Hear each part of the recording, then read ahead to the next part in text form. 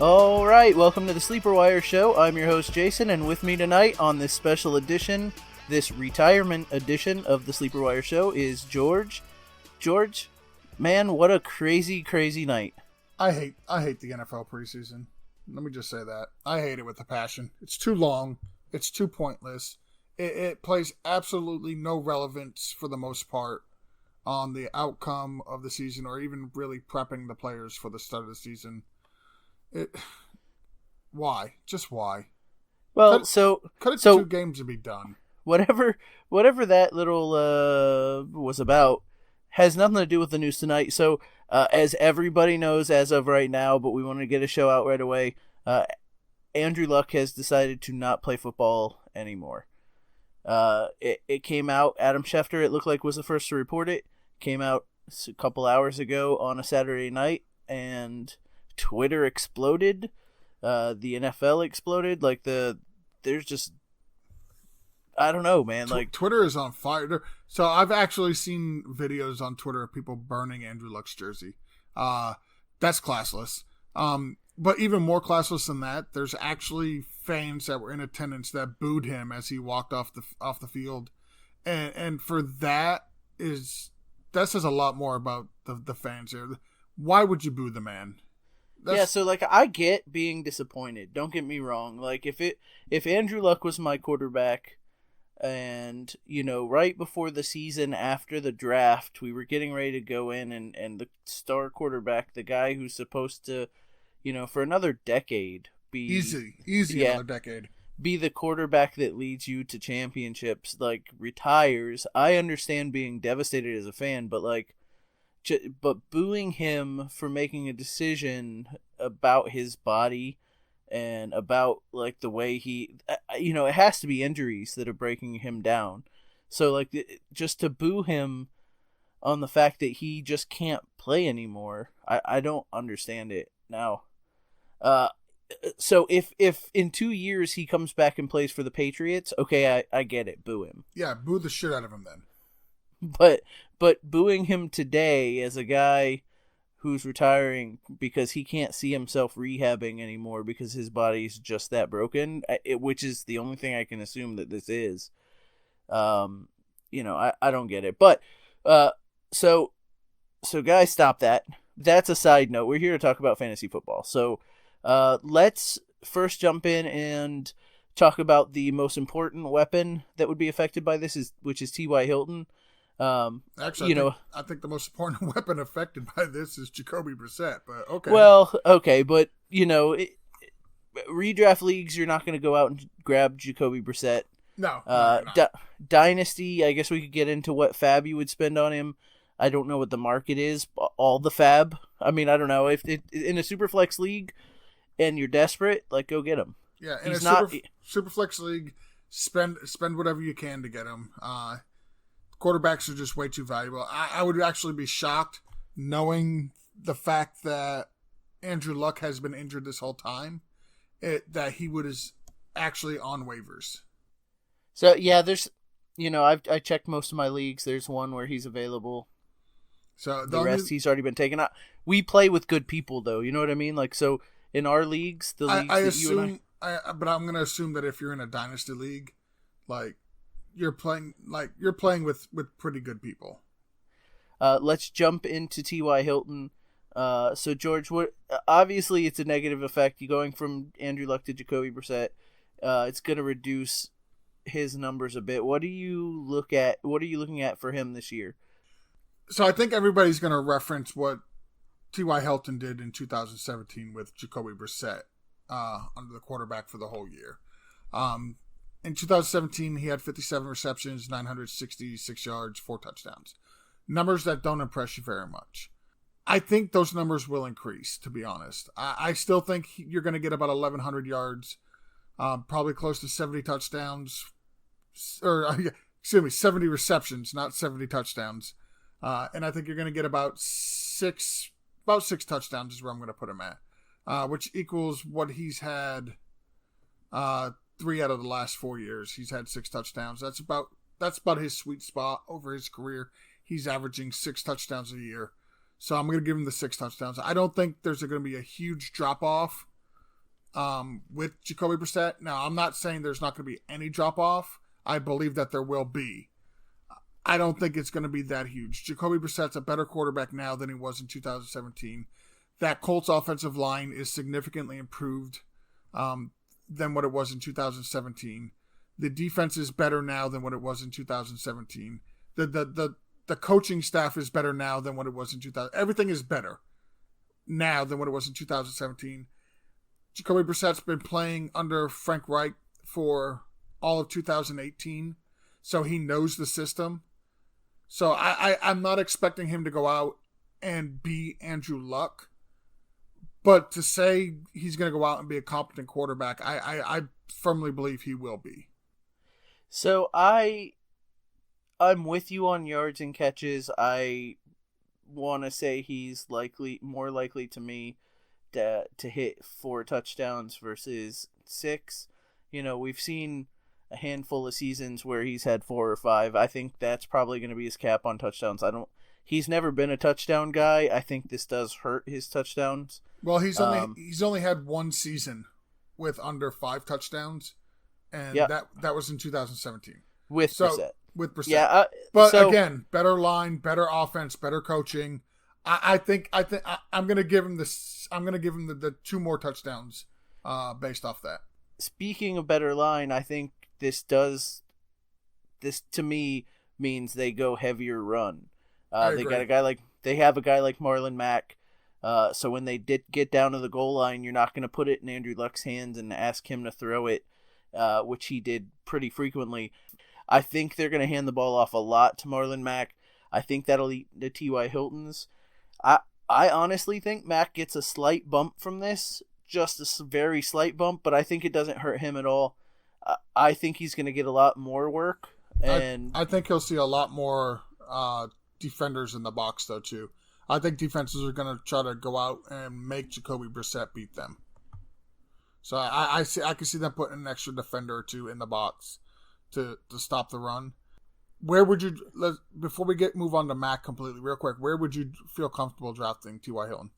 So in our pro-am right now, literally 5 minutes before the news broke, he drafted him in the 4th round, 4-7.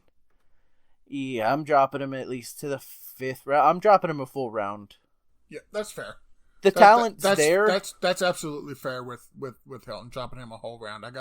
I got no argument against that. That's about where I would feel comfortable drafting to. Yeah, it just depends on the makeup of my team, how I draft. If I went running back heavy and I'm looking at my first wide receiver, I absolutely don't mind taking T.Y. Hilton at the beginning of the 5th round. But it just depends on the makeup of my team, I guess. So quickly going through this, just because we're here, guys left in the sleeper wire in my Pro-Am League. At the end of the 4th, we're at 4-11. So guys left. Are you taking Tyler Lockett or T.Y. Hilton? Right. I think I'm taking Lockett, but it's really close. So Kenny Galladay or T.Y. Hilton? I think I'm actually taking Hilton. I agree with that one. Calvin Ridley or T.Y. Hilton? Oh, Hilton. I want the team's number 1 wide receiver before I start taking a team's number 2 wide receiver. Tyler Boyd or T.Y. Hilton? T.Y. Hilton. Jarvis Landry or T.Y. Hilton? Hilton. DJ Moore or T.Y. Hilton? Hilton. So really, literally from where he was drafted at 4-7, we're only talking about potentially one wide receiver that you'd slip him for. Okay, Cooper Kupp. Now, I would take Kupp. I actually would have taken Kupp before this news, but yeah, I think I'm taking Kupp. So I think the Rams wide receivers are probably the exception to the rule, right? Like all three of them have the potential to break out, where I would take all three of them before I take T.Y. Hilton. So it's weird because I would take Kupp before Hilton, but I would take Hilton before Robert Woods. See, I would take Woods before any of the other Rams wide receivers. All right, so let's get back into Mac. So you think they're going to stack the box for Mac? If they stack the box, though, does that mean you're dropping him a little bit, or are you keeping him where he's at with the increased workload? I think so. He was going in the third round. I would bump him back. So I'm going to bump all of the skill position players on the Colts. Mac was going in the third round. I wouldn't feel comfortable taking him until the fourth now. The one thing that you've always heard me say about Marlon Mack is I want the starting running back on an Andrew Luck-led offense.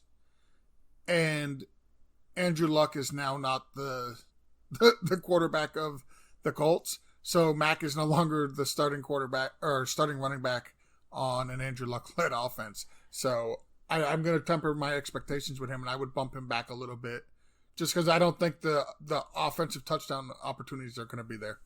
Okay, so Marlon Mack went 4-1 in my Pro-Am.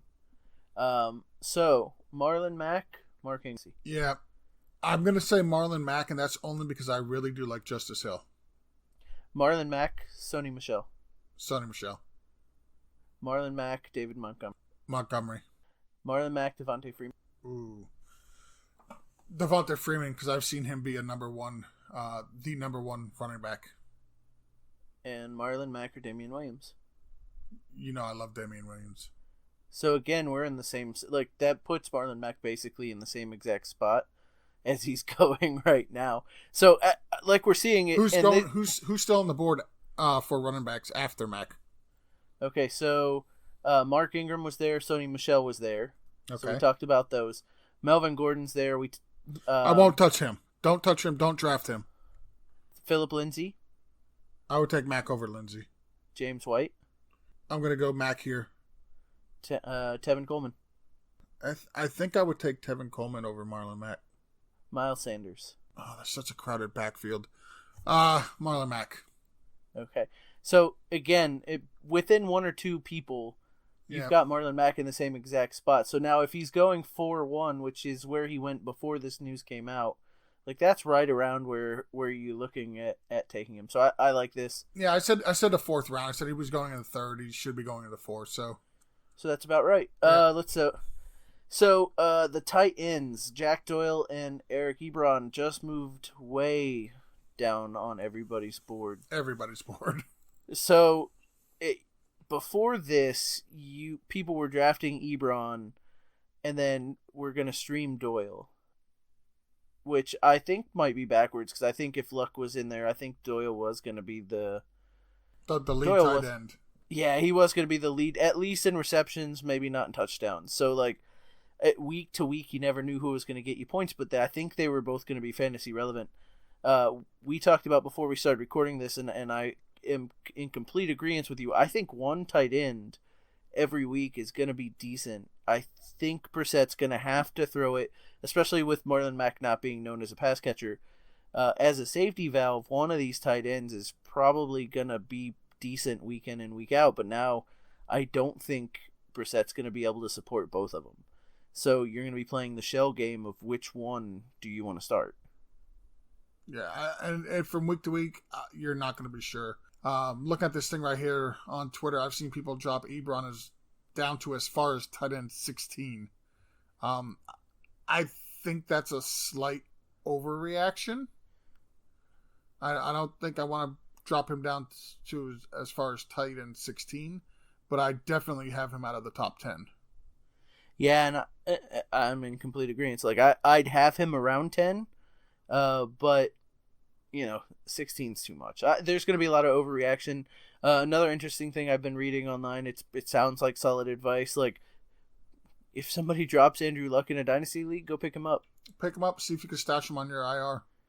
Yeah, for sure. If you can put him on an IR, grab him and stick him there for 2 years. Maybe he comes back and plays for the Patriots. I don't know. I don't think he'll come back and play for the Patriots. I think he's the Colts still own his rights. Well, right, so that's the other thing. So let's moving forward from this. The Colts, it's not a bad year for this to happen, just because next year's draft is chock full of good quarterbacks. So if they play bad enough, they could probably get themselves one.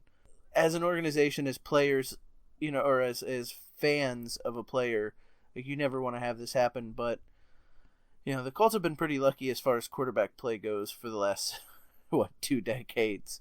As a Bucs fan, I have very little sympathy for you guys. As a Dolphins fan, same here. So, I think that covers Andrew Luck. Do we have any?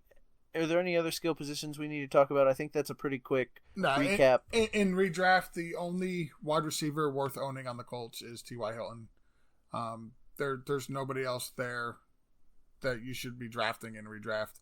It's almost a blessing in disguise that the news broke today, because a lot of people are going to be doing, and Jason and I are including this, have our home drafts either tomorrow or within the next week. So this news coming out today is while it's never good to see somebody the caliber of Andrew Luck retire, at least it hasn't, it's happened before a majority of people have all their home league drafts. I don't know. Today was a big day for home league drafts. It was. This weekend is a big weekend, and I've got a few that are rolling over into next weekend. And this is one reason why I always say, hold the draft as late as possible. You don't want to go out and draft somebody and then them tear their ACL or retire or something like that. You don't want that to happen. That sucks right before the season starts. So always do the draft as late as you can. One thing that I'm reading now from Fantasy Pros that they tweeted, and I kind of agree with this, is the Colts have effectively had 20 years of Peyton Manning and Andrew Luck and had one Super Bowl to show for it. Yeah. So, quarterbacks a lot, but it's not everything. Look at the Packers. How many years did they have of Favre and Rodgers, and they only have 2? How many years did the Saints have of Breeze, and they only have 1? You know what I mean? Like, quarterbacks a lot, but it's not everything. I like the idea of that, but you also gotta look at it as those organizations that you mentioned, the Colts, the Saints, the Packers, while they don't have the championships to show for it, they've been consistently good. They've been consistently, above average teams. So even if they don't win the Super Bowl, their teams coming in every year have their fans every year have a legit feeling that this could be our year to win it. And as a fan, that's all you really want, is to have a legit feeling when you start the season. Okay, this potentially could be our year, because let's face it, there's only I would say 7 or 8 teams that come in every year that have that legit chance to win it that year.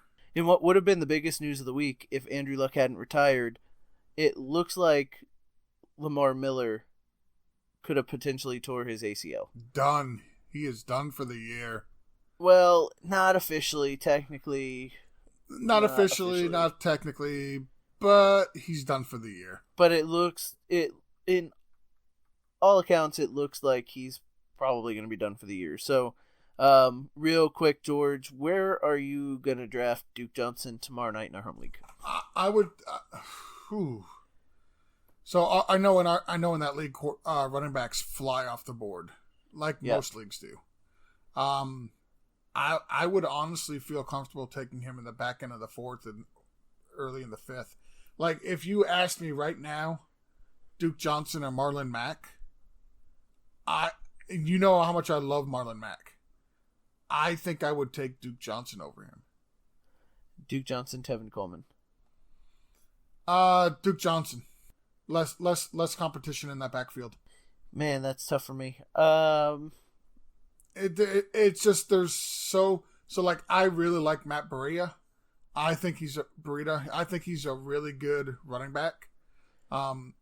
We got Tevin Coleman there. I've been saying for years Jerick McKinnon is trash, so I won't even count him in that San Francisco running backfield. I just won't do it. But they got Jeff Wilson back there. I mean, they have a lot of talent in that backfield. Mostert. There's another one. They got Mostert back there. They just have a lot of talent in that backfield. So I look at the Texans backfield, and I got Duke Johnson, followed by Buddy Howell, and I can't give you another name after that because I don't recognize any of these guys. I don't know who any of these guys are.